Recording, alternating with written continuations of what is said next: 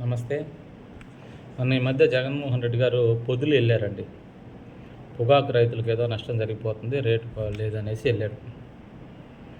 అక్కడ వాళ్ళ కార్యకర్తలు, వైసీపీ నాయకులు ఎవడైనా సరే తొక్కి పడేస్తాం అని ప్లగార్డులు పట్టుకొని తిరుగుతూ ఉన్నారు.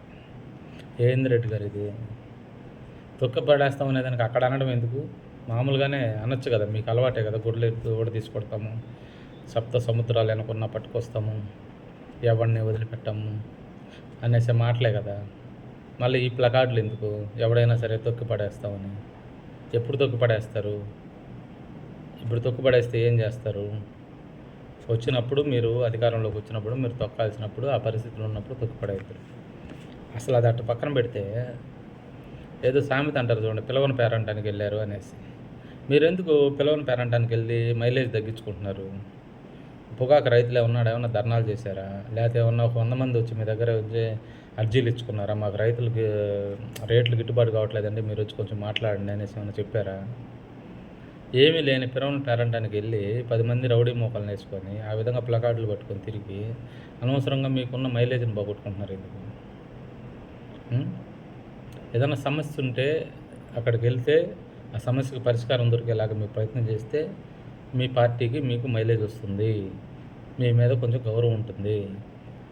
ఏమీ లేని కాడ వాళ్ళు ఏం ధర్నాలు చేయలే, వాళ్ళు ఏం మాకు రేట్లు కావాలని అడిగితే ప్రభుత్వాన్ని అడుగుతారు, వాళ్ళు ఇవ్వకపోతే అప్పుడు మీ దగ్గరకు వస్తే అప్పుడు మీరు ఆ పని చేయాలి.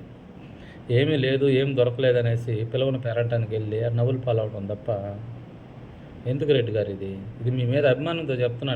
నేను ఒక జనసేన కార్యకర్తనైనా కూడా మీ మీద అభిమానంతో చెప్తున్నాను. పిలవని పేరంటానికి వెళ్ళకూడదు, వెళ్ళి అనవసరంగా నవ్వులు పాలవ్వకూడదు.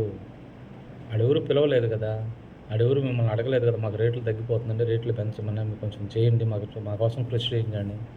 ఎక్కడా లేదు కదా, ఏమో ధర్నాలు చేయలేదు కదా, వాళ్ళు ఏమో నిరాహార దీక్షలు చేయలేదు కదా, మీరు ఎందుకు పోవాల్సి వచ్చింది?